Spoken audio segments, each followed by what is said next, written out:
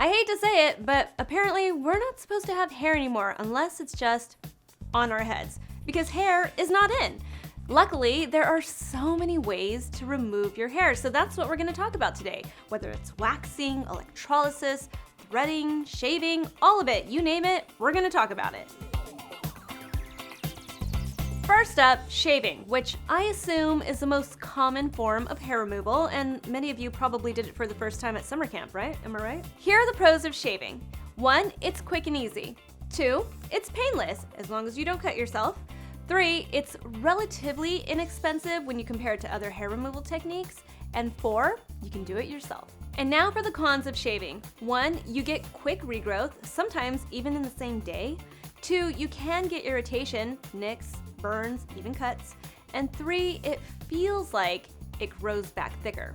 But I promise it does not. You just happen to cut the hair right at its thickest part. Next up, tweezing, which again is super popular to remove your hair because you just take your tweezers and you pull each hair out from the root. First up, the pros of tweezing, which 1, it's easy to do because you can do it on yourself at home.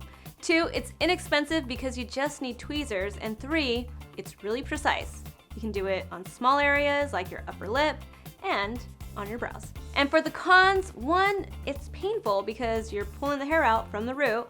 2, you can only really use it on small areas because it would be too tedious to go to big areas like your arms. And 3, you could technically get ingrown hairs when you pull a hair out from the root. Next up is waxing, and I feel like this is also another common way to remove hair, at least for me and a lot of my friends. It involves ripping out your hair from the root with wax. Here are the pros of waxing. 1, you get to be hair-free for at least 2 to 3 weeks. 2, it's quick because they have to make it quick. And 3, your hair grows back thinner over time. And now, the cons of waxing, with number 1 being, it's painful. I don't know anyone who enjoys getting waxed. I don't know anyone who enjoys getting waxed, right? It's painful. It might be less painful over time, but let's all agree, waxing is painful. Number 2, you get ingrown hairs. I don't care what any esthetician says. Everyone I know, myself included, gets ingrown hairs after they wax.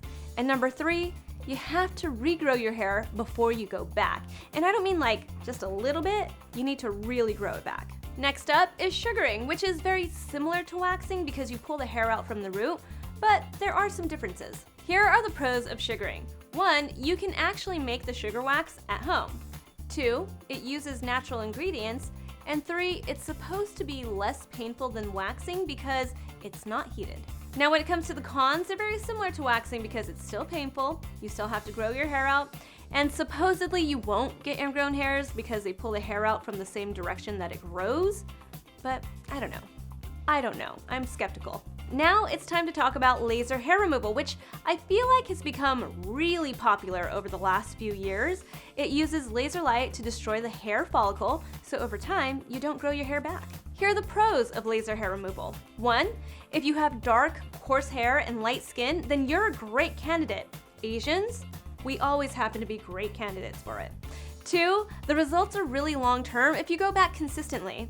And 3, while you can do it pretty much everywhere, it's really great for large areas like your arms and your legs. All right, let's talk about the cons of laser hair removal because I feel like this list gets a little long. So 1, if you have light-colored hair, blonde, red, that kind of hair, you're not a good candidate. The laser can't find your hair. Same goes with anyone with darker skin tones. The laser's gonna have a hard time finding the hair against your skin. So you end up not being a great candidate for it. So it actually discriminates. Number 2, you have to keep going back for multiple treatments. And just when you think you're like done, you have to go back for more treatments. You have to kind of like keep going back and then do maintenance and then keep going back. So it's not really permanent, it's more like permanent reduction. Number 3, it's painful. Think of it like this. Take a rubber band and snap it against your skin several times, and that's kind of what it feels like. On fatty areas of your body, it's less painful, and on bony areas, it's really painful. And number 4, it's expensive. You have to keep going back, like I said, and it feels like it's an investment over time. A lot of people swear by it, and they love it, and they think it's a great investment. But you do have to spend money. Next up, electrolysis, which is a little bit old school, but it still works. It permanently removes your hair with this probe that looks kind of like a pen that goes into each follicle of the hair to remove it with either heat or chemical energy. The pros of electrolysis are it's permanent, that's number one. Over time, you have to keep going back. 2, it's great for all skin tones and hair colors. And 3, you can use it anywhere, but it's great for small areas like your upper lip, underarms, even your eyebrows. Okay, so let's talk about the cons now, which again, similar to laser in the sense that you have to go back for multiple sessions, but there is an end to this one. So you keep going back, keep going back, keep going back until you just don't. That's what's awesome about it. Number 2, it is painful though. Shahrzad even needed Novocaine for it, though I wonder if she could have tried it without it.